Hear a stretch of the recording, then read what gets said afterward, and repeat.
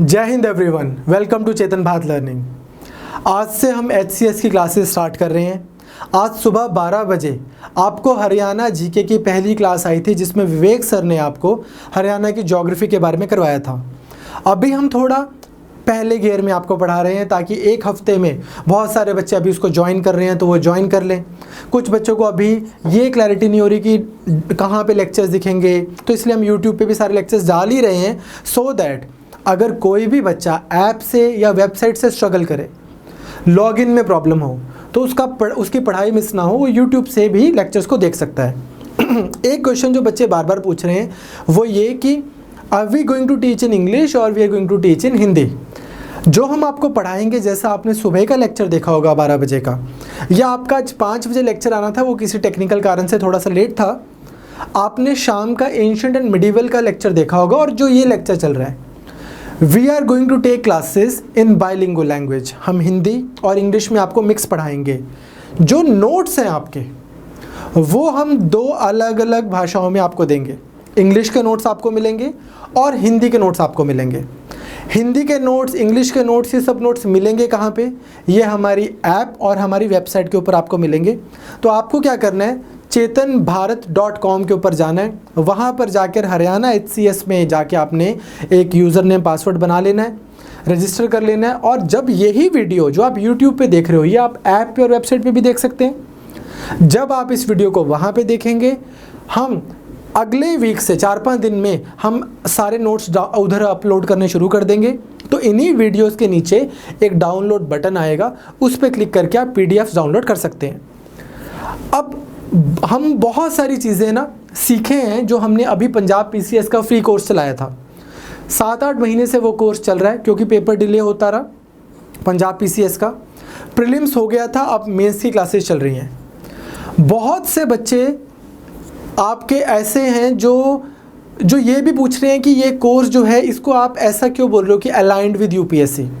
इसका एक कारण है, पंजाब PCS या इससे पहले वाले भी हमने, मतलब इतने सालों में जो बच्चों को पढ़ाया, हमने एक चीज़ नोटिस की है, चाहे हरियाणा पब्लिक सर्विस कमीशन का पेपर हो, HCS हो, चाहे PCS हो, UP PCS हो, MP PCS हो, आज की डेट में जो एस्पिरेंट्स हैं ना, वो बहुत ज़्यादा इन एग्ज़ाम्स को देते हैं, जो अदरवाइज सारा साल UPSC की तैयारी कर रहे हैं। तो हमारा 2 पर्पज़ हो जाता है इस कोर्स को, in order to keep it aligned for UPSC. Like, why are we keeping it aligned with UPSC? There are 2 reasons. Number 1 is, मान लो एक बच्चा है जिसको बेसिक सी पॉलिटी पढ़नी है, उसको लगता है कि HCS में तो बेसिक सी पॉलिटी आएगी, बेसिक सी हिस्ट्री आएगी, हो सकता है। लेकिन आपके कंपेटिटर्स जो हैं, they are already at an advantageous position, because उन्होंने पहले बहुत ज़्यादा तैयारी की हुई है UPSC की। तो हमारा इस कोर्स के थ्रू ये लक्ष्य रहता है, this is one of our aims, कि हम क्या करें, एक वो बच्चा जिसने अभी तैयारी स्टार्ट की है, और एक वो बच्चा जो शायद UPSC के ऑलरेडी 1-2 मेंस भी लिख चुका है, और बहुत सारे होंगे ऐसे जो HCS का पेपर दे रहे हैं, ऑलरेडी अच्छा कर रहे हैं लाइफ में, ऑलरेडी उन्होंने कोई ना कोई पेपर भी निकाला हुआ है। तो एक तो उनके बीच में लेवल प्लेइंग फील्ड क्रिएट की जाए। दूसरा हमारा एम क्या है, बहुत सारे स्टूडेंट्स ऐसे हैं, बहुत सारे, मतलब अनकाउंटेबल ऐसे स्टूडेंट्स हैं जो इस बार भी UPSC भी देंगे और HCS हरियाणा सिविल सर्विसेज का एग्ज़ाम भी देंगे। इन दोनों एग्ज़ाम्स के प्रीलिम्स की डेट भी तकरीबन सेम टाइम पे ही है।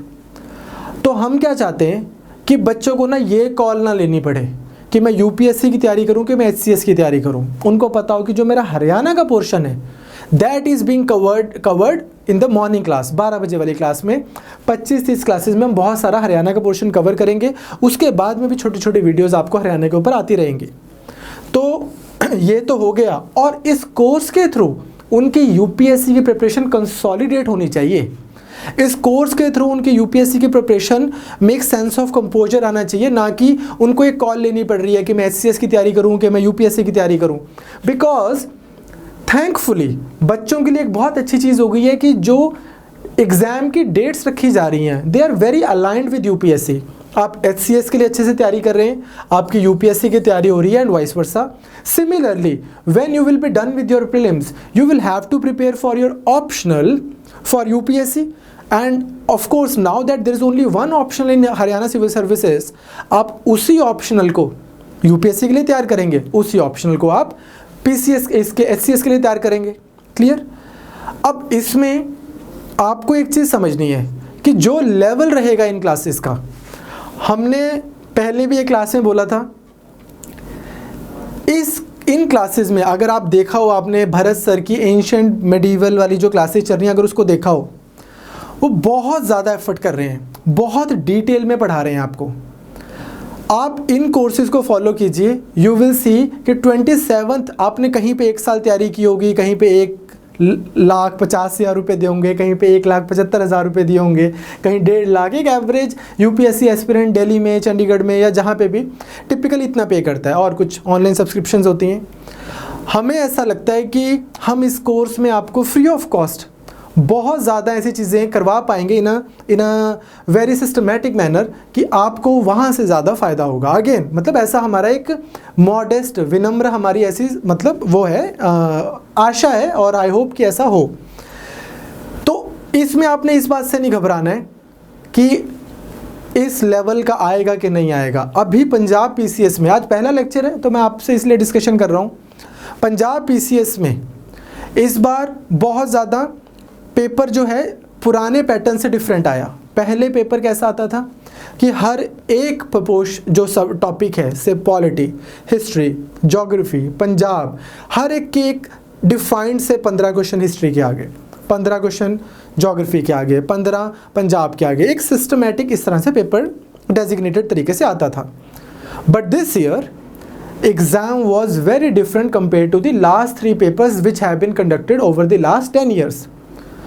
Similarly, अगर आपको हरियाणा HCS का पेपर GS UPSC के आधार पे आ गया, if it is based on the same pattern as UPSC, if there is like good amount of current affairs वो आ गए आपके पेपर में, या फिर बहुत conceptual क्वेश्चन आ गए, तो आपका कोई क्लेम नहीं है। आप हरियाणा सिविल सर्विसेज के जो ये बोर्ड कमीशन है, हरियाणा पब्लिक सर्विस कमीशन, आप उनको बोल नहीं सकते कि यार आपने तो 2018 में तो ऐसा पेपर पूछा था, 14 में तो ऐसा पूछा था, ये क्या बात है भाई। आप उनकी मर्जी, इतनी बड़ी ऑर्गेनाइजेशन है, इतनी सम्मानजनक, इतनी मतलब ऑनरेबल ऑर्गेनाइजेशन है, वो बहुत अच्छा पेपर पूछ सकते हैं। और हम सब लोग चेतन भारत लर्निंग या बाकी भी सारे इंस्टीट्यूट्स जो हैं, ऐसा हो सकता है कि हम सब किसी और प्लेन पे हैं और वो काफ़ी सुपीरियर पेपर पूछ लें कि हम उनके सामने like they can make us look pretty डम। बट हम स्टूडेंट्स के लिए क्या कर सकते हैं? अगर आप खुद दिमाग से सोचिए, इस बार भी हमारे ना बेसिकली पंजाब पीसीएस के एक्सपीरियंस कुछ बहुत अच्छे रहे हैं, तो उससे मैं आपको बता रहा हूँ कि इस बार भी यही हुआ है कि अगर हम आपको, जैसे भरत सर ने एंशिएंट मेडिवल का 1 लेक्चर लिया, जब उनके 15 लेक्चर हो जाएंगे, मेरा पॉलिटी शुरू हो रहा है, राघव सर इकोनॉमी लेंगे, यश सर जिन्होंने खुद 4 बार ज्योग्राफी ऑप्शनल से यूपीएस से निकाला है, वो ज्योग्राफी एनवायरनमेंट लेंगे, एंड देन सो ऑन। जब हमने आपको सारी हिस्ट्री अच्छे से करवाई, geography, economy, polity, environment, general science, science and tech, जो भी सिलेबस है हमने आपको सारा अच्छे से करवाया, और हमने पिछले 1 साल के 2 साल के आपको बहुत डिटेल में करंट अफेयर्स भी करवाए।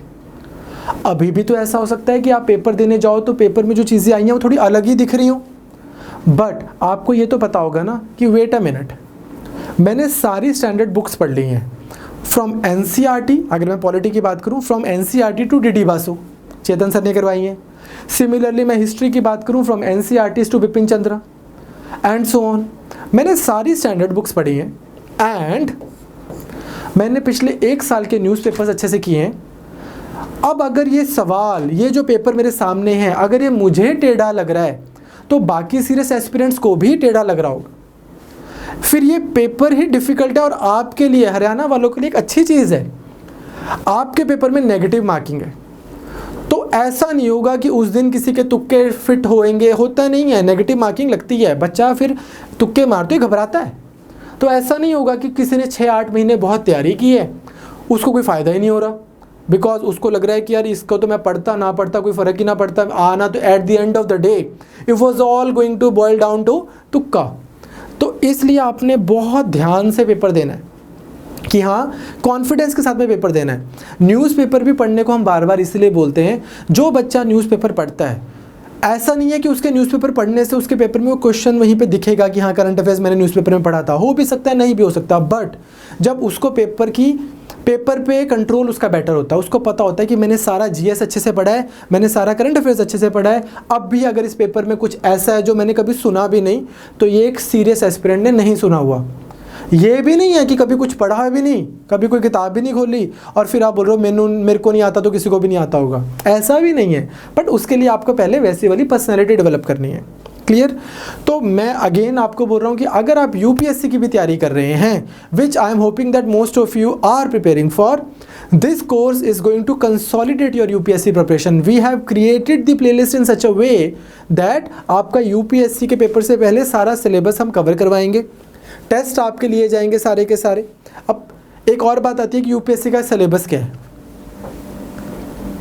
टेस्ट भी हम आपके सारे लेंगे, लेकिन बात ये आती है कि यूपीएससी का सिलेबस क्या है। इसमें ना आज हमारे यहाँ पे राघव सर हैं, भरत सर हैं, मैं हूँ और हमारी जो 10-12 लोगों की टीम है, हम डिस्कशन कर रहे थे कि एक चीज़ होती है पॉलिटी के केस में भी हम आज देखेंगे, सभी इंस्टीट्यूट्स एज अ मोनोलिथ एक प्लेन पे होते हैं और ये जो एग्जामिनेशन कंडक्टिंग बॉडीज़ हैं, यूपीएससी, एचपीएससी, ये जो पीपीएससी, ये कुछ और ही पूछ रही होती हैं। सो दैट मीन्स सारे इंस्टीट्यूट्स की समझ से परे है कि वो क्या पूछेंगे, लेकिन इसमें ना कुछ स्ट्रक्चरल हमें लगता है कि प्रॉब्लम है।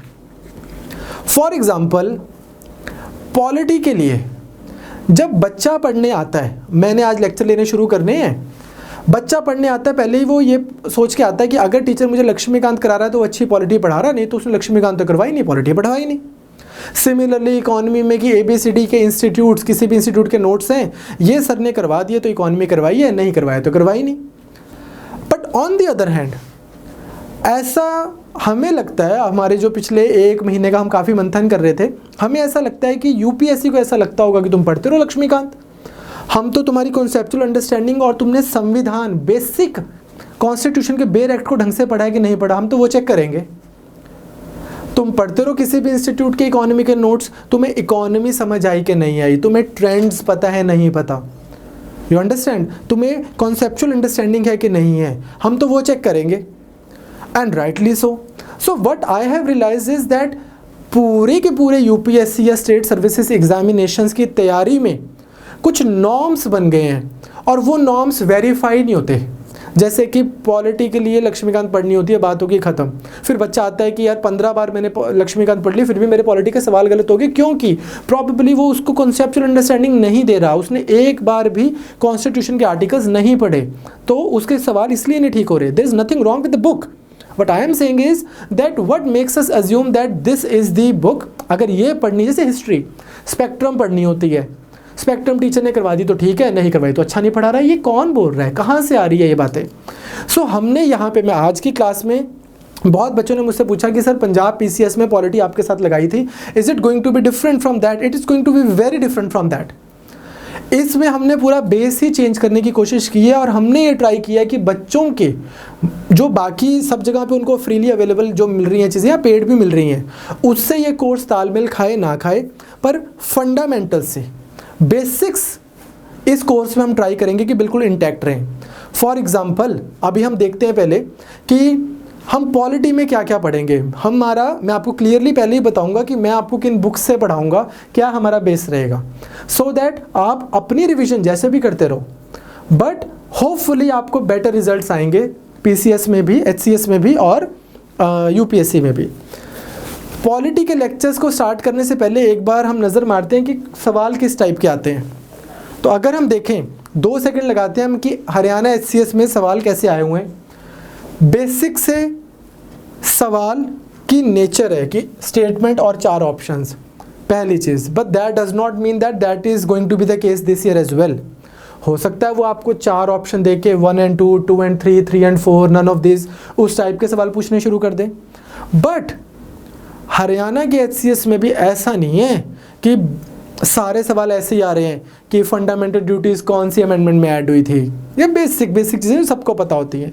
जैसे one of the questions is from which one of the following perspectives has the notion of human rights has been criticized.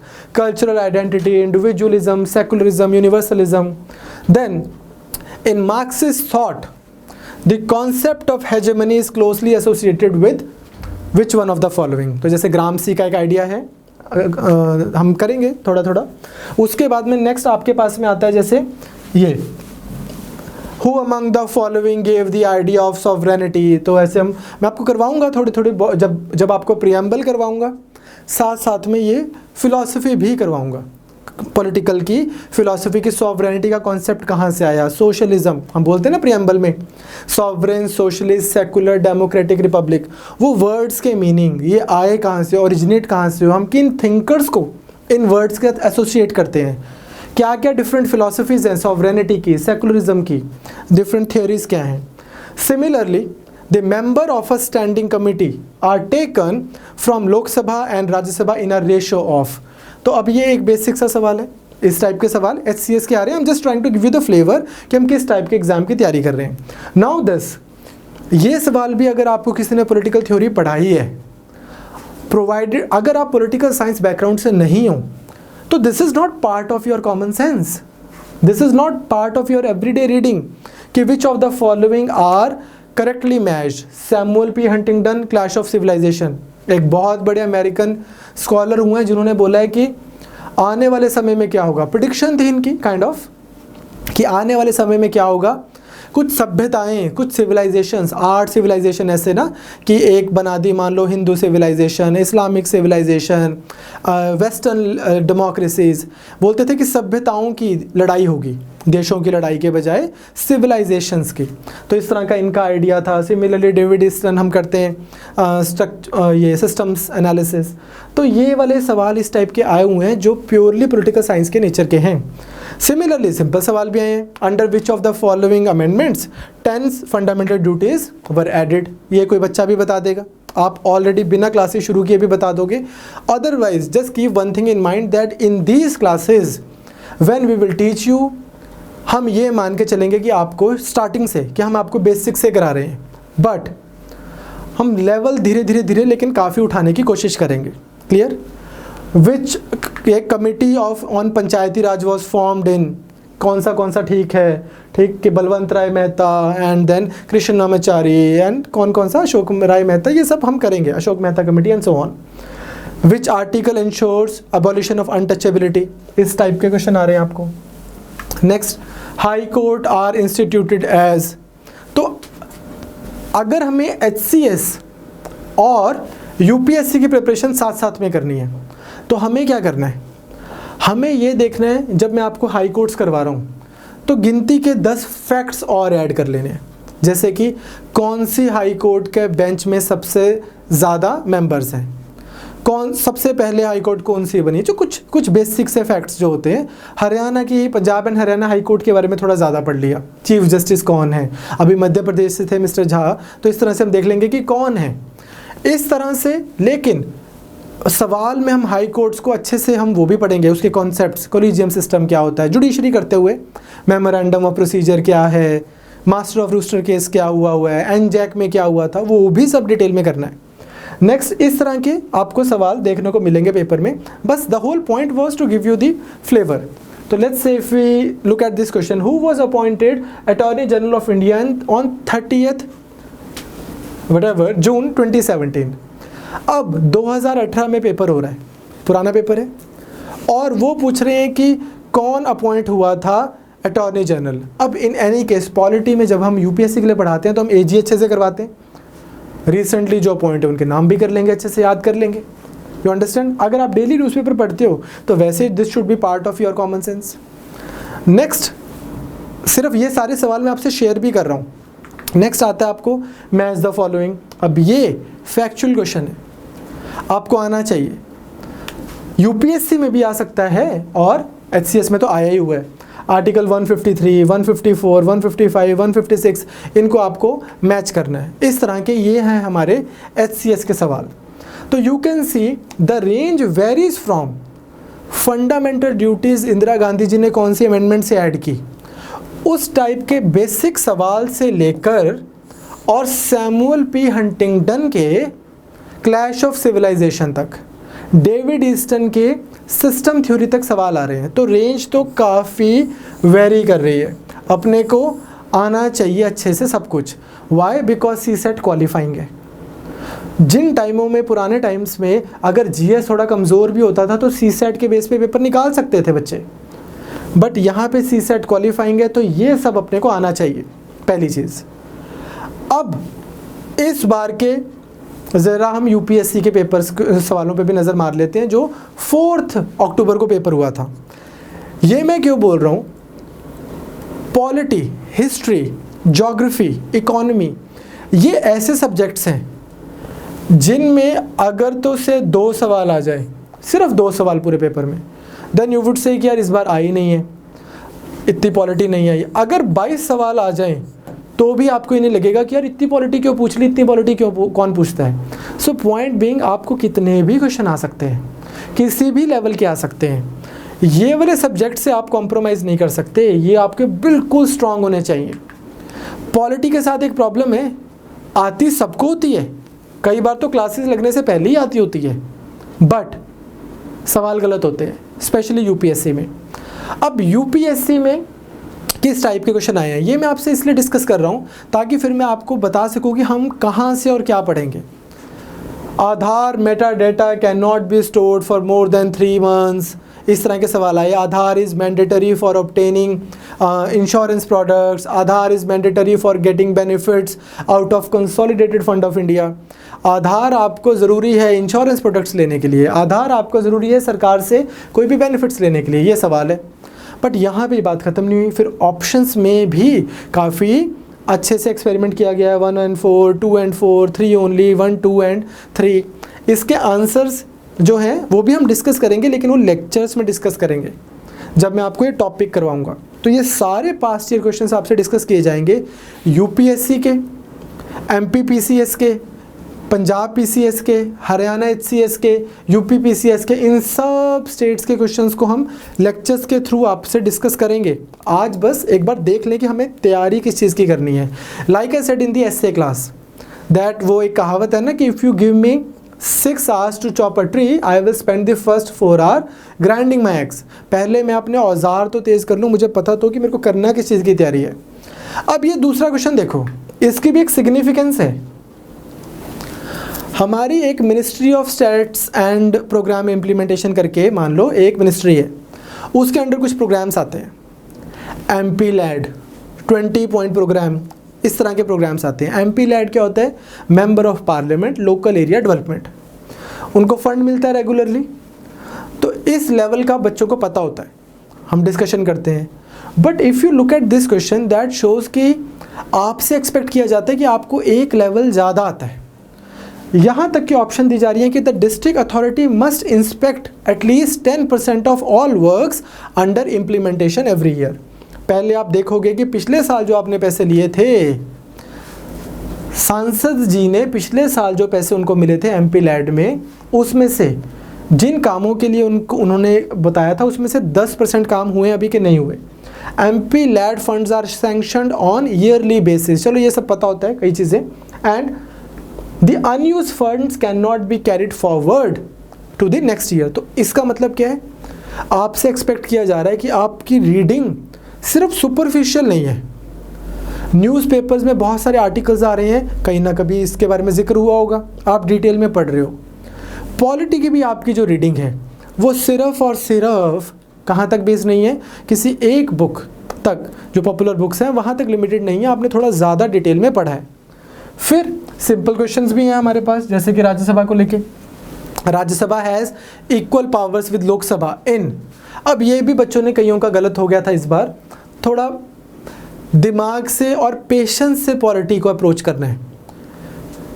मैं या कोई भी वकील अपने आप को बताते हूँ या कोई भी पॉलिटिकल साइंस के एक्सपर्ट बताते हूँ, मैं तो मतलब आपको बड़ी फेयरली बता रहा हूँ कि कोई भी टीचर पॉलिटी का अगर वो ध्यान से स्टेटमेंट पढ़ के आंसर नहीं करेगा, स्टूडेंट्स की तो अभी मैं बात ही नहीं कर रहा हूँ जिसने एक बार पॉलिटी पढ़ी है, वो ध्यान से क्वेश्चन नहीं करेगा तो वो गलत होगा, मेरा भी गलत होगा, किसी का भी गलत होगा। तो इसका मतलब क्या है कि सिर्फ पॉलिटी पढ़ लेना सफिशिएंट नहीं है, वहाँ पर जाकर सवाल को बहुत ध्यान से पढ़ के उसका ठीक आंसर देना बहुत ज़रूरी है। क्लियर? तो Rajya Sabha has equal powers with Lok Sabha in, ऐसा सा सवाल था, सिंपल क्वेश्चन था जो कई बच्चों का गलत हो गया अनफॉर्चुनेटली, तो ये नहीं होना चाहिए। अब मैं आपको ये करवा क्यों नहीं रहा हूँ क्वेश्चन, क्योंकि अभी मैंने आपको पढ़ाया नहीं है, पर जिस दिन मैं आपको राज्यसभा करवाऊंगा उस दिन मैं दोबारा खोलूंगा इस MCQ को और फिर हम करेंगे साथ में। Which of the following categories of fundamental rights are incorporated and this and that, ये सिंपल सा था। Separation of judiciary from executive is enjoined by, again इसमें ना मैं आपसे जो बेसिक बात करना चाह रहा हूँ वो ये है, जैसे देखो constitutional government is defined by a, अब ये ना कोई फैक्ट नहीं है, आपसे ये एक्सपेक्ट किया जा रहा है कि जब आपने पॉलिटी पढ़ी तो आपने समझा कि यार हमें सरकार चाहिए ही क्यों। हम जैसे गांधी जी बोलते थे कि जो इंसान है, इंसान को किसी थर्ड पर्सन की ज़रूरत नहीं है, किसी एक जिसको बोलते हैं ना विप, जिसको हिंदी मूवीज़ में हंटर बोला जाता है, कि ऐसे किसी विप की ज़रूरत नहीं है। वो जानवर थोड़ी है, भैंस थोड़ी है जिसको मार मार के आप बताओगे कि इस रास्ते पे जाना है, बैल थोड़ी है। इंसान को सरकार की इस तरह से ज़रूरत क्यों है? इसलिए गांधी एज एन अनार्किस्ट एक टॉपिक भी बनता है अलग से। सिमिलरली बहुत बड़े बड़े थिंकर्स हुए हैं जिन्होंने बोला कि इतनी सरकार की ज़रूरत ही क्यों है। तो आपने उस चीज़ को सोचा कभी? और फिर सरकार की ज़रूरत है तो फिर हमें संविधान की ज़रूरत क्यों है, कॉन्स्टिट्यूशन की हमें ज़रूरत क्या है? जब पूरा इंडिया आके वोट करता है और वोट करके बोलता है कि यार ये बंदे में बहुत दम है, इसको प्रधानमंत्री बनाया जाए, तो फिर उसके ऊपर ही सब कुछ क्यों नहीं छोड़ देते, वो अपने हिसाब से ही कंट्री चलाए। हम डॉक्टर को तो नहीं बोलते कि डॉक्टर साहब ये पकड़ो मेडिकल की बुक और इसके हिसाब से मेरा इलाज करो, ठीक? तो फिर हम हमारे लॉ मेकर्स को, हमारे पॉलिटिशियंस को क्यों बोलते हैं कि ये पकड़ो कॉन्स्टिट्यूशन और इसके हिसाब से देश चलाओ? तो इसका कुछ रीज़न रहा होगा। तो इस तरह से आपको पीछे की फिलॉसफी, पीछे के आइडियाज़, पॉपुलर सॉवरेनिटी क्या होती है, कॉन्स्टिट्यूशनल गवर्नमेंट क्या होती है, लिमिटेड टाइप ऑफ गवर्नमेंट क्या होती है, इस तरह के वर्ड्स के मतलब आपको समझ आने चाहिए और सिर्फ डेफिनेशंस के रट्टे नहीं, आइडिया क्या है वो आपको बहुत अच्छे से आना चाहिए। सिमिलरली ये देखो, ये सवाल तो खैर मतलब इजी भी था कि universal declaration of human rights 1948 ये कहाँ कहाँ दिखता है आपको हमारे यहाँ पे संविधान में। Again now you see topic थोड़ा सा आपको universal declaration of human rights के बारे में पता होना चाहिए, और इस तरह के तो बहुत सारे इश्यूज हैं जिनके बारे में पता होना चाहिए। जैसे कि एक सवाल था लोक अदालत के ऊपर, हम कॉन्स्टिट्यूशन करते हैं, सुप्रीम कोर्ट से कर दिया या फिर कोई भी और स्पेशल कोर्ट अगर इंडिया में बनी हुई है, लीगल सर्विसेज अथॉरिटीज़ के ऊपर क्वेश्चन था, ठीक, कि किस किस को जिसकी इनकम 2 लाख से कम है उन लोगों को कोई पे नहीं करना पड़ता। All of this will make sense in subsequent lectures, don't worry. But point is this कि आपसे बस ये नहीं एक्सपेक्ट किया जा रहा कि एक डिफाइंड नोट से आप बस वो पढ़ रहे हो, आपसे हॉरिजॉन्टली ज़्यादा कवरेज एक्सपेक्ट की जा रही है। तो इन क्लासेस में हम बहुत सारे टॉपिक्स हॉरिजॉन्टली कवर करेंगे, बहुत सारी चीज़ें हम कवर करेंगे। सिमिलरली एक और आपको कॉन्सेप्चुअल क्वेश्चन दिखाता हूँ, जैसे जो आया है वो था about parliamentary system of government. एक parliamentary system of government is the one in which all political parties are represented, government is responsible to the parliament and can be removed by it। इस तरह की उन्होंने 4 statements दी। अब आप खुद सोचो, एक बच्चा है जिसने पार्लियामेंट को पढ़ा एक बार और दूसरी बार, और दोनों बार उसने समझा कि पार्लियामेंट चाहिए क्यों। हमारी कंट्री में कोई भी सरकार को हम बोलते हैं कि सरकार गिर गई, इसका मतलब क्या है? वैसे तो अब इसमें हरियाणा HCS भी हम साथ में कर रहे हैं, हरियाणा के बच्चों को वैसे ही पॉलिटिक्स बहुत अच्छे से आती होती है, ठीक, पॉलिटी में स्ट्रांग होते हैं, but still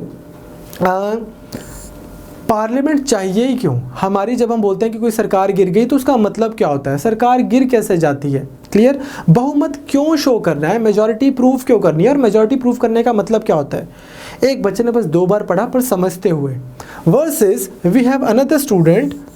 I personally met like recently student जिसने मुझे बोला कि मैंने लक्ष्मीकांत 17 बार पढ़ लिया, अब मैं क्या करूं? मैंने बोला भाई 18 बार पढ़ ले, 2 बार और पढ़ लो। Why would you read that book for 17 times? There is so much जो आपको पेपर में और भी आएगा, हिस्ट्री, इकोनॉमी, ज्योग्राफी, एनवायरनमेंट। और अभी तैयारी कब शुरू की है? 3 महीने पहले, तो टाइम भी कम है, इस साल पेपर देना है। तो दूसरा बच्चा जो है वो वही करी जा रहा है, सुपरफिशियल अंडरस्टैंडिंग फिर नहीं कोई बनाई। आई एम नॉट सेइंग कि मल्टीपल रिविजन्स नहीं करनी। 2022 में पेपर देना है, 50 बार पढ़ो। इस बार पेपर देना है तो आपको पता हो कि यार मेरे पास 2-3 रिविजन्स का ही टाइम है। अगर मेरे को इस बार पेपर देना है, एक बार मैं खुद पढ़ रहा हूँ, एक बार ये CBL के साथ मेरी क्लासेस लग रही हैं, और एक बार CBL मुझे 6-7 हज़ार MCQs करवाएगा। तो यही टाइम है, 3 रिविजन्स है मेरे पास, तो मैं उस हिसाब से प्लान करूँ ना, ताकि एक अनुपात, एक रेशियो प्रोपोर्शन में मैं सारे टॉपिक्स को कवर कर सकूँ। पॉइंट मेरा ये है कि अब जब पेपर में बच्चा ये क्वेश्चन देने जाएगा, अब यहाँ पे इसने चाहे 2 बार पढ़ा है, पर अंडरस्टैंडिंग है, और पेपर में अंडरस्टैंडिंग ही चेक होनी थी। उनको नहीं जानना कि तुझे कितना याद है कितना नहीं, तुम्हें अंडरस्टैंडिंग है पार्लियामेंट्री फॉर्म ऑफ पॉलिटी की, जी हाँ, सवाल ठीक हो जाएगा। यू अंडरस्टैंड मैं क्या बोल रहा हूँ? एक और कॉन्सेप्चुअल क्वेश्चन देख लेते हैं, इतना कॉन्सेप्चुअल भी नहीं है, अगेन बेसिक अंडरस्टैंडिंग का। Which part of the constitution of India declares the ideal of welfare state? इस तरह से सवाल आया है। वहाँ पे भी हड़बड़ी में हम कई बार मार्क कर देते हैं ऑप्शंस को। इन चीज़ों का हमें थोड़ा ख्याल रखना है, ठीक। अब एक चीज़ और, अभी मैंने आपको हरियाणा HCS का एक सवाल दिखाया था जिसके अंदर मार्क्सियन कॉन्सेप्ट ऑफ हेजेमनी किसने दिया था?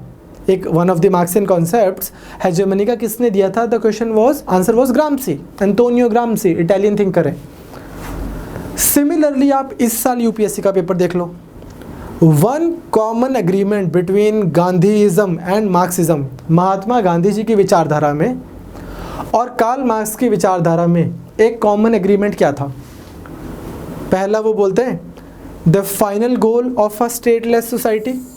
चलो जी, एक class struggle, abolition of private property, economic determination.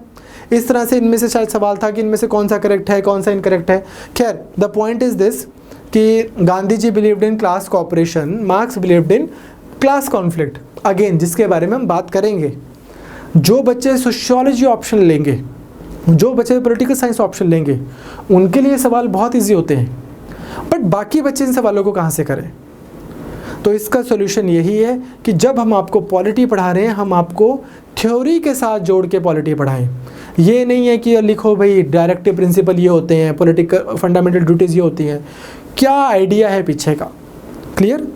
तो मार्क्स की तो जैसे स्टेटमेंट है कि the history of the hitherto societies has been the history of class struggle, कि हमेशा पुराने टाइमों में कार्ल मार्क्स बोलता है, चलो वैसे हम करेंगे बाद में, कि एक मास्टर होते थे और एक स्लेव्स होते थे। फिर क्या हुआ? रोमन सोसाइटी में आपके पास में प्लेबिनियन, प्लेबिसिनियन इस टाइप के हो गए। फिर उसके बाद में आपके पास ये आ गए, लॉर्ड्स आ गए, सर्फ आ गए, फिर अब कैपिटलिस्ट आ गए, वर्कर आ गए। तो हमेशा समाज में 2 श्रेणियां बनी रही हैं, एक हैव की और एक हैव नोट की, ठीक। प्लेबियन, पेट्रिशियन ऐसे करके रोमन सोसाइटी में तो हमेशा हैव्स और हैव नॉट्स रहे हैं, और इनमें स्ट्रगल ही रहा है। इस तरह की बातें मार्क्स करते थे। गांधी जी बोलते थे कि क्लासेस में कॉपरेशन रहा है, क्लियर? तो इस तरह से हमें चीज़ों के बारे में पता होना चाहिए। दिस वॉज अनदर क्वेश्चन जो एक एवरेज पर्सन को भी आप दिखाओगे जिसने बहुत ज़्यादा नहीं पढ़ा, वो भी बोल पाएगा कि यार मैं इसको अटैम्प्ट तो कर सकता हूँ, पर कितना अच्छा अटैम्प्ट किया डिपेंड करेगा कि आपको कॉन्स्टिट्यूशन के पीछे के भाव की कितनी क्लैरिटी है, आपको क्लॉजेज याद हों, आपको इम्पॉर्टेंट आर्टिकल्स याद हों, वो भी इम्पॉर्टेंट है। किसी इस गलत फहमी में भी मत रहना कि रट्टे नहीं लगाने हैं। इस एग्ज़ाम के लिए आपको रट्टे भी बहुत लगाने पड़ेंगे, बट नॉट सफिशेंट। चाहे वो HCS की बात करो, आप अपने स्टेट सर्विसेज की बात करो, एंड स्पेशली UPSC की बात करो, तो मैं आपको बता रहा हूँ कि that alone just like cramming things up will only take you so far. उसके बियॉन्ड आपको अंडरस्टैंडिंग होनी चाहिए। ये सवाल फॉर एग्जांपल बहुत लोगों का गलत हुआ है। UPSC फाइनल की देंगे अभी थोड़े दिनों में, तो हम इसको देखेंगे, बट इस पे भी बहुत सारे मतभेद से हुए, अननेसेसरी मतभेद हैं। खैर, तो उसमें अभी पढ़ते नहीं हैं, प्रियम्बल करेंगे तो इस सवाल को अच्छे से डिस्कस करेंगे। बट पॉइंट इज़ दिस, किसी ने नॉर्मल प्रियम्बल पढ़ा है पर दिमाग से पढ़ा है, उसके लिए ईजी क्वेश्चन है। बहुत सारे बड़े बड़े लोग गलत कराए इस सवाल को, and then so on and then so on and then so on. तो इसी तरह से आप और सवाल भी हैं हमारे पास में। मिनिस्टर के ऊपर ये सवाल, जैसे अब मैं जब एकदम से मेरे सामने क्वेश्चन पेपर आया, मेरा गलत हो गया था। अगेन कोई पर्सन ये नहीं बोल सकता कि हाँ पॉलिटी मुझे आती है, मेरे सारे क्वेश्चन ठीक होंगे। अगर आपने ध्यान से पढ़ के किया तो आपका ठीक होगा, अगर आपने ध्यान से पढ़ के नहीं किया तो गलत हो जाएगा। मैं ही आपके सामने बोल रहा हूँ, मेरे स्टूडेंट्स पेपर दे के आए, एकदम से मेरे पास क्वेश्चन पेपर आया 4 अक्टूबर को, मैंने जल्दी से देखा, हाँ ठीक है ठीक है ठीक है ठीक है ठा करके मैंने किया, फिर मैंने खुद ही बोला 15 मिनट में, 1 मिनट रुक जाओ, दिखाना दोबारा। पहली बार तो गलत हो गया, और मैं एग्ज़ाम प्रेशर में भी नहीं बैठा था, अपने ऑफिस में बैठा था। तो यू कैन वेल इमेजिन कि वो बच्चा जिसने इतने दिल दिमाग जान से तैयारी की है, उसके सामने ऐसी स्टेटमेंट्स आएंगी और उसको एग्जामिनेशन प्रेशर भी है, तो कितनी गलत होने के चांसेस हैं। बाहर बैठ के ये बोलना पेपर बहुत आसान था, बाहर बैठ के ये बोलना कि ये तो हो जाता, बड़ा आसान है। बट आप जो बच्चे हो ना, जो जीएस के बेसिस पे प्रीलिम्स निकालते हो, आप बच्चे बहुत ज़्यादा मेहनती हो। पुराने टाइमों में लोग सीसेट और उससे पुराने टाइमों में लोग ऑप्शनल के दम पे प्रीलिम्स निकालते थे। So I would say that you guys are the most hard working people, the latest generation. Anyways, अब जैसे यही क्वेश्चन था, according to the constitution of India, a person who is eligible to vote can be made a minister in a state for 6 months even if is not a member of legislature of that state. अगर कोई बंदा बस वो vote डाल सकता हो तो उसको मिनिस्टर बनाया जा सकता है, चाहे अभी वो एमएलए नहीं भी बना स्टेट में। अब एकदम से लगता है कि हाँ मतलब दोबारा चुनाव मिनिस्टर बना दो, 6 महीने में चुनाव लड़ लेगा। बट देन यू रियलाइज़ कि यार वोटिंग की एज तो अलग है, चुनाव लड़ने की एज अलग है, चुनाव कैसे लड़ लेगा वो। You understand? इस तरह की छोटी छोटी चीज़ें जो हमें ठीक से अच्छे से पढ़नी है। नाउ अब बात आती है कि ये सारे सवाल देख के, ये मैं आपसे शेयर भी कर रहा हूँ, आप अपने टाइम पे इसको आराम से करना, क्लासेस में सारे सवाल डिस्कस होंगे। तो बात आती है कि फिर हम डिफरेंटली क्या करें, इस कोर्स में हम पॉलिटी को डिफरेंटली कैसे अप्रोच कर रहे हैं। Guys this is the thing, मैं इंस्टेड ऑफ से जो कॉमन बुक्स मार्केट में चलती हैं, जो बच्चे पढ़ते हैं, आप वो पढ़ो, मेरे को कोई, मैं आपको मना नहीं कर रहा हूँ, ठीक, मेरे को don't misconstrue what I am saying. But इस कोर्स में मैंने बेस जो बनाया है वो दूसरी बुक्स को बनाया है इस बार, एंड आई एम होपिंग कि हमें बहुत अच्छे रिजल्ट्स आएंगे। मैं आपको पॉलिटी भी पढ़वाऊंगा तो वो आर्टिकल वाइज ही पढ़वाऊंगा। I am going to take polity classes based on our bare act, हमारे संविधान के जो आर्टिकल्स हैं,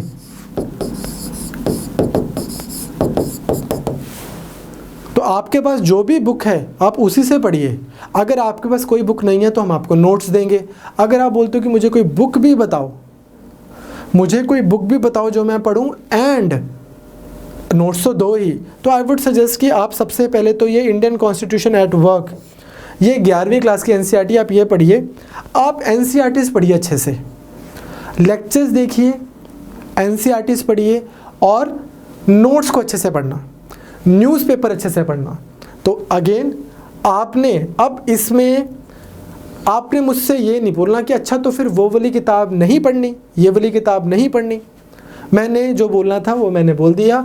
हम आपको लेक्चर्स देंगे, इन लेक्चर्स में, पॉलिटी के लेक्चर्स में मैं 2 चीज़ें कवर कर रहा हूँ एसेंशियली।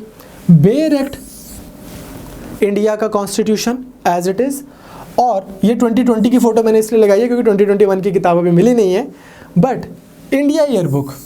तो अगर मैं आपको जुडिशरी करवा रहा हूँ तो जुडिशरी का इंडिया ईयर बुक का कोई चैप्टर होगा वो हम अच्छे से कवर करेंगे, और करंट अपडेटेड तो रहेगा ही। अगर करंट अफेयर्स में कोई न्यूज़ रही है जुडिशरी से related, that shall be covered in that class. Similarly से मान लो मैं आपको इलेक्शन से रिलेटेड चैप्टर करवा रहा हूँ, कॉन्स्टिट्यूशन के आर्टिकल्स करवा रहा हूँ, और इंडिया ईयर बुक में इलेक्शंस को लेके जो चैप्टर दिया होगा हम वो भी कवर करेंगे। एंड अगर न्यूज़ में कोई चीज़ रही है जैसे कि इलेक्टोरल बॉन्ड्स, जैसे कि इंडिया ने मान लो बाहर की कुछ कंट्रीज़ में भी इलेक्शंस बहुत अच्छे से करवा दिए, वो सारी चीज़ें भी मैं आपके साथ में कवर करूँगा। ये जो आपके एनसीईआरटीज़ हैं, पॉलिटिकल थ्योरी की, Indian constitution at work and this and that, ये भी हम आपके साथ में कवर करेंगे। बट आपको खुद से नोट्स पढ़ने हैं, जो आपके पास बुक है आप उसको पढ़ते रहिए। अगर आपके पास कोई नहीं है तो नोट्स और एनसीईआरटी यहाँ से स्टार्ट कीजिए।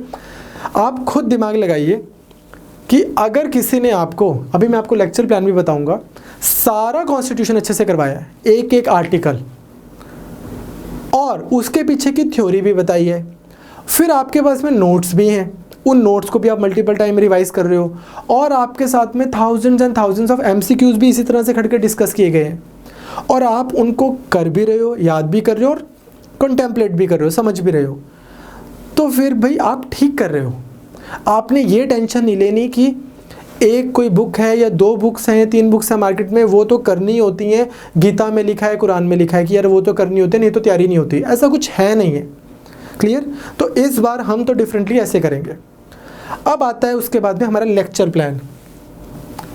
लेक्चर प्लान में आज तो लेक्चर नंबर 0 है, जहाँ पे मैंने आपसे यही डिस्कशन करनी थी कि ये प्लस आपका शाम वाला लेक्चर भी थोड़ा डिलेट था, तो आपसे डिस्कशन करनी थी कि हम करेंगे क्या।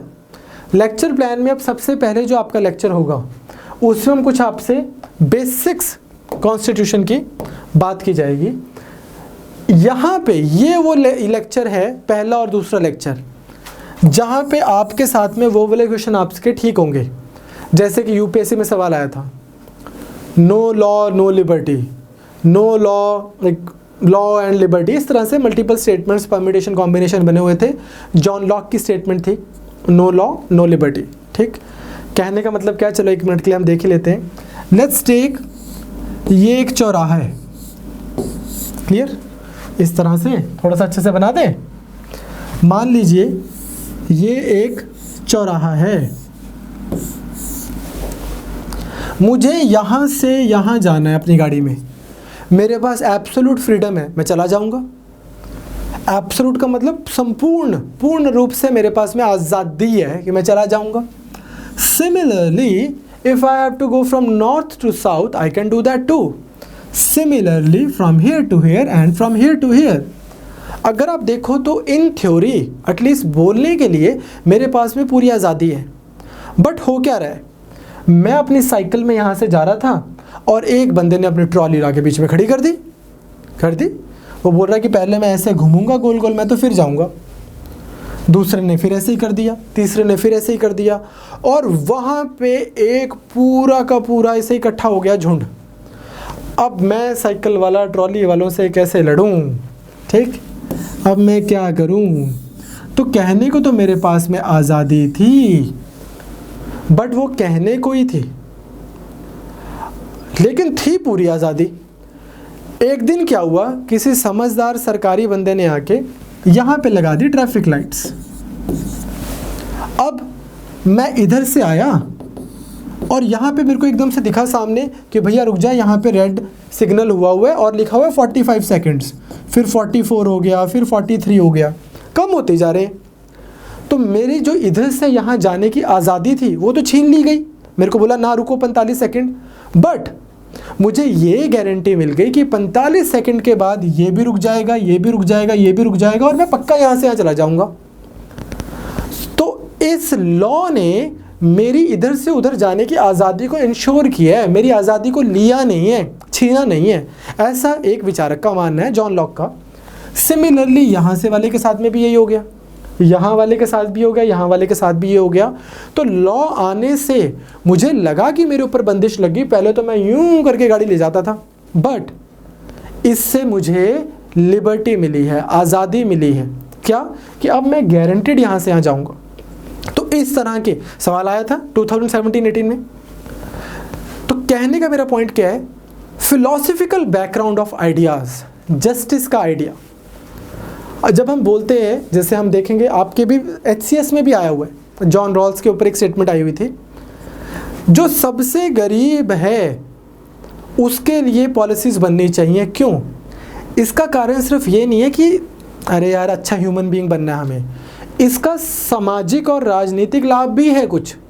There exist a political and social utility of protecting the poorest, weakest link of the society, वहीं से टूटेगा आपकी सोसाइटी।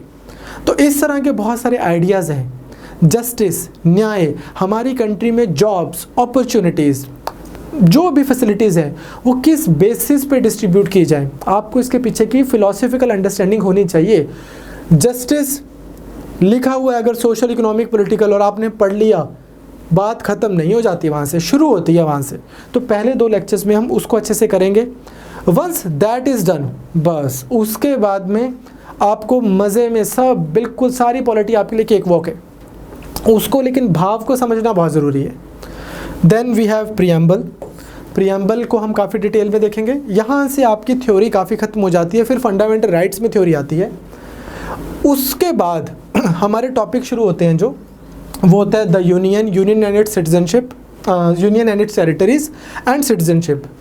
अब इस बार के लेक्चर्स में एक और डिफरेंस क्या रहेगा, आप लोगों के पास ना यार ये समय नहीं रहेगा कि पहले मैंने सारे सब्जेक्ट्स किए फिर मैंने 1-2 महीना बैठ के करंट अफेयर्स किए। करंट अफेयर्स के लिए हम क्या कर रहे हैं, एक तो मैंने पहले भी मल्टीपल टाइम स्टेटमेंट्स बताया आपको, हमारे चैनल पे डेली इकोनॉमी मंडे को, साइंस एंड टेक ट्यूसडे को, आईआर जैसे मैंने आज क्लास ली थी वेंसडे को, ज्योग्राफी एनवायरनमेंट रिलेटेड थर्सडे को, पॉलिटी रिलेटेड फ्राइडे को एंड सोशल इश्यूज सैटरडे को। इस तरह से हम weekly current affair subject wise लेते हैं पूरे पिछले 1 हफ्ते के, और ये चला आ रहा है 27 जुलाई 2020 से। तो एक तो आप अगर पहले पढ़ते आ रहे हैं तो आपको ज़रूरत नहीं है, लेकिन अगर आप नहीं पढ़ते आ रहे तो आप इनको पढ़ लीजिए। दूसरा हम क्या करेंगे, अब से मान लो मैंने 4-5 क्लासेस ली, उसके बाद में हम आपकी यहीं पे पॉलिटी के करंट अफेयर्स में आपको इधर ही करवाऊंगा। तो अगर से मान लो CAA से रिलेटेड चीज़ टॉपिक है या यूनियन एंड इट्स टेरिटरी करवा दिया, अब हमने आर्टिकल 370 को थोड़ा डिटेल में देखना है क्या क्या पूछा जा सकता है प्रीलिम्स में, वो हम एक नेक्स्ट लेक्चर लेके, आप ये लेक्चर नंबर को इग्नोर कर सकते हैं, यहाँ पे प्लान यही रहेगा।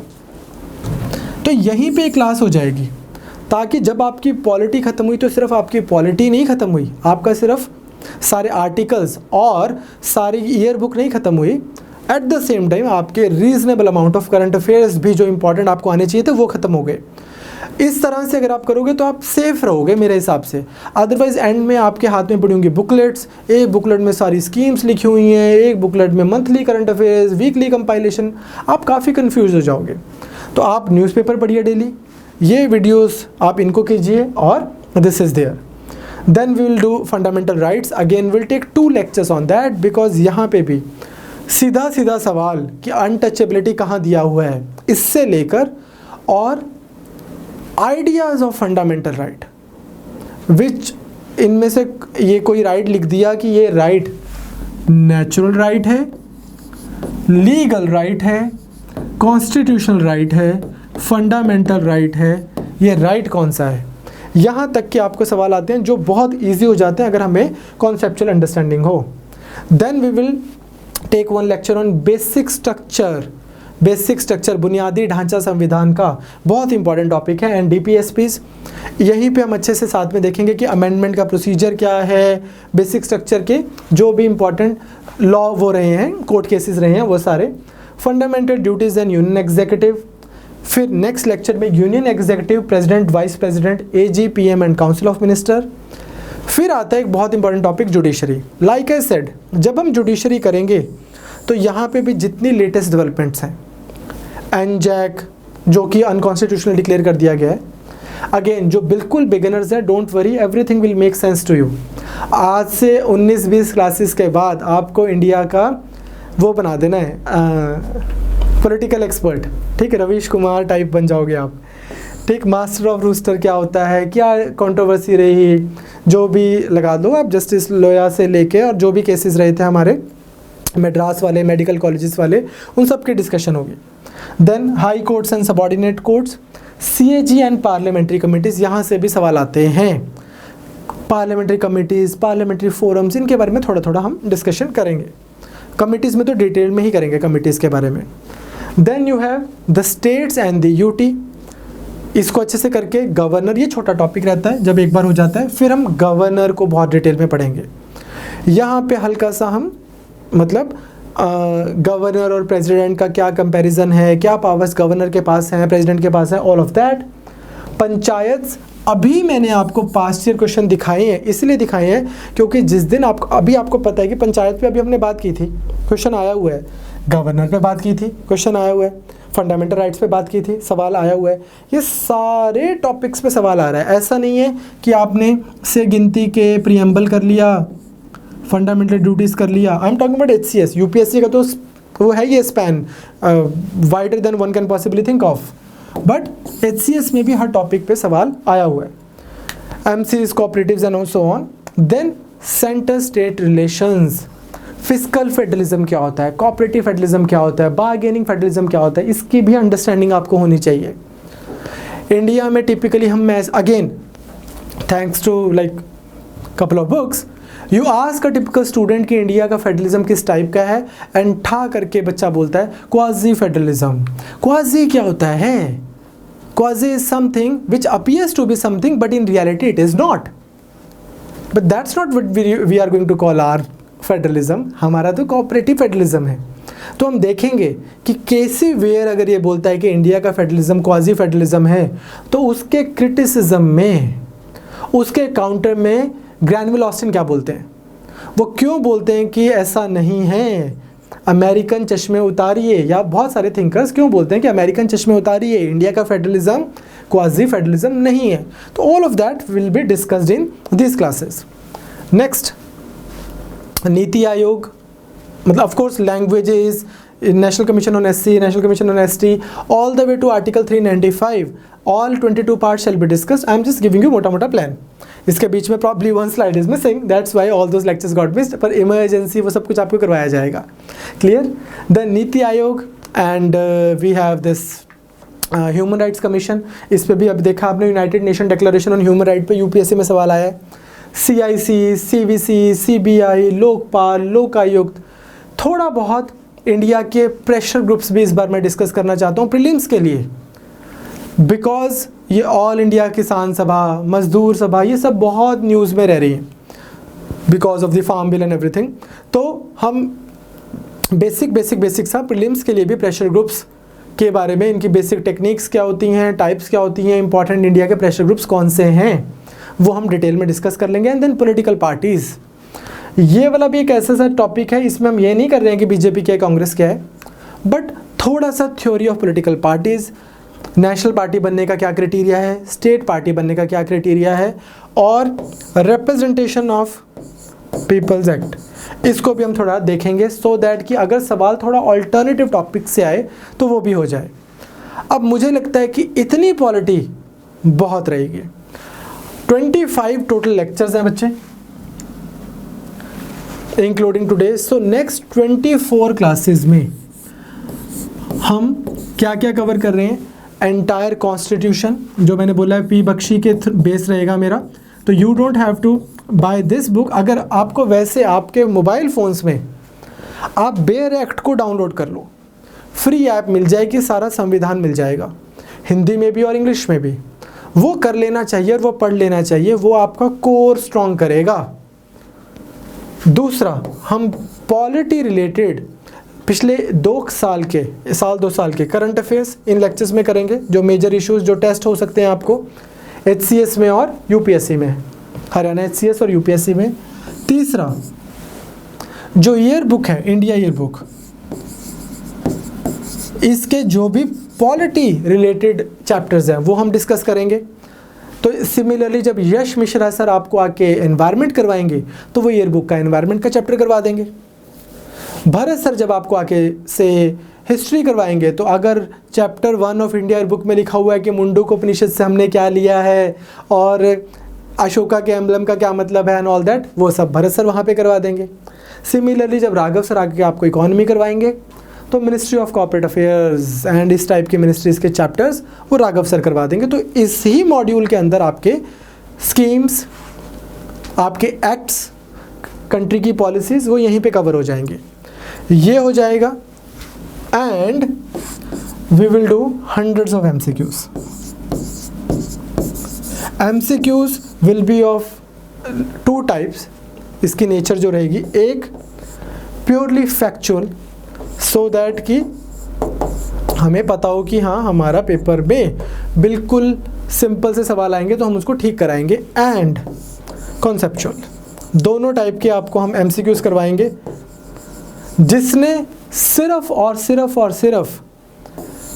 HCS की तैयारी करनी है वो भी ये मत करना कि बस मैं फैक्चुअल क्वेश्चंस पे ही स्टिक करता हूँ, बिकॉज इनका पेपर जो स्टेट सर्विस कमीशन से हर साल होता नहीं, अब कॉम्पिटिशन बढ़ता जा रहा है बिकॉज ऑफ, जैसे अब आप यही देखो, यही क्लासेस हमने चंडीगढ़ में जब पढ़ाते थे लाख रुपए लेते थे, आज फ्री में पढ़ा रहे हैं यूट्यूब पे, फ्री में पढ़ा रहे हैं आपको ऐप पे।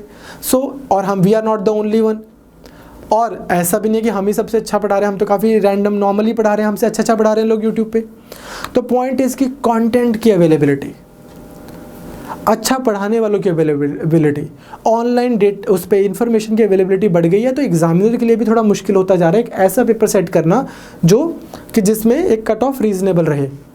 तो इसमें जब 10 साल में 2 बार पेपर होता है, 3 बार पेपर होता है, सो हाउ कैन यू से कि यही पैटर्न है, ऐसा ही आएगा।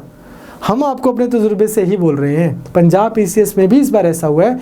आप अगर फैक्चुअल क्वेश्चन ही आए सिर्फ, तो आपने 4 शब्द ज़्यादा पढ़ लिए, कोई नुकसान नहीं हो गया।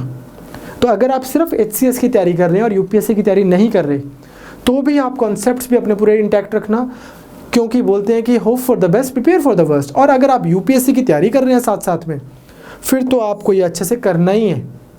ये बहुत मैच्योरली डिज़ाइंड कोर्स है। You in few months, in 2-3 months you will realise कि ऐसा नहीं है कि कोई आके आपको फंडामेंटल ड्यूटीज़ रटा रहा है। You will see in 15 days, 20 days, 25 days कि हाँ, this is a very no nonsense course, we mean business here. हम बहुत सीरियसली करवाएंगे, तो आपको भी ख्याल रखना है। Tomorrow I will see you in the first lecture polity का, जहाँ पे हम कंटेंट स्टार्ट करेंगे। आई होप आपको थोड़ी क्लैरिटी हुई है, आपको खुद क्या पढ़ना है ये भी समझ आया है।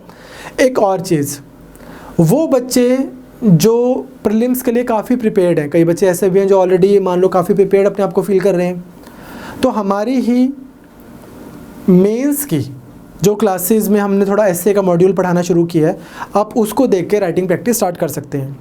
न्यूज़पेपर कौन सा पढ़ना है वो हम बोल चुके हैं, द हिंदू पढ़िए आप, इंडियन एक्सप्रेस पढ़िए आप, दोनों अच्छे न्यूज़पेपर हैं। एक चीज़ और जो बच्चे पूछ रहे हैं वो ये है कि ऐप और वेबसाइट कौन सी है, ये लेक्चर्स की हमें PDF डाउनलोड कहाँ पे मिलेंगे, तो वो भी मैं आपको 1 सेकंड में दिखा देता हूँ। देखिए, आपको जाना है वेबसाइट के ऊपर जिसका नाम है chetanbharat.com। Clear? Once you are on this website, आपको जाना है हरियाणा गवर्नमेंट एग्जाम्स के ऊपर। यहाँ पे आप क्लिक करेंगे, आप अपनी बेसिक डिटेल्स भर देंगे। सारी डिटेल्स भरने के बाद आप साइन अप कर लेंगे। जब आप साइन अप कर लेंगे, then again I will show you कि जब आप साइन अप कर लेंगे तो आप कोई इस टाइप के पेज आपके पास खुलेगा, मतलब इसका इक्विवेलेंट, नॉट ये पेज। तो इस तरह से आपको ना प्लेलिस्ट मिलेंगी। ये देखो, जैसे ज्योग्राफी की प्लेलिस्ट है, ज्योग्राफी लेक्चर नंबर 23, 22, वैसे ही इन लेक्चर्स की आपको प्लेलिस्ट मिलेंगी। वो प्लेलिस्ट पे जब आप क्लिक करेंगे तो इस तरह से लेक्चर्स आएंगे, जैसे आप ये लेक्चर देख रहे हो, और यहाँ पे डाउनलोड PDF का बटन होगा, जो इधर नहीं है क्योंकि अभी मैं लॉग्ड इन नहीं हूँ, मैंने आपको मोटा मोटा दिखाया है। तो हरियाणा, जैसे UPSC का मैंने खोला, ऐसे हरियाणा HCS का भी ऐसे वीडियो आएगी, यहाँ पे डाउनलोड PDF बटन होगा, वहाँ से आप वीडियोस नोट्स डाउनलोड कर सकते हो। तो आप कीजिए इसको अच्छे से। अगर आपको फिर भी कोई प्रॉब्लम हुई तो आप हमें मैसेज कर सकते हैं। दूसरी चीज़, जो नोट्स हैं वो हम 3-4 दिन में अपलोड करने स्टार्ट करेंगे। एक बार प्रूफ रीडिंग हो जाए उनकी, हिंदी वालों की, तो फिर हम उसको 3-4 दिन में देंगे। तब तक आप पेन पेपर लेके इन वीडियोस में बैठ सकते हैं 2-3 क्लासेस में। ठीक है, I wish you all the best. I will see you tomorrow with the first lecture. Take care.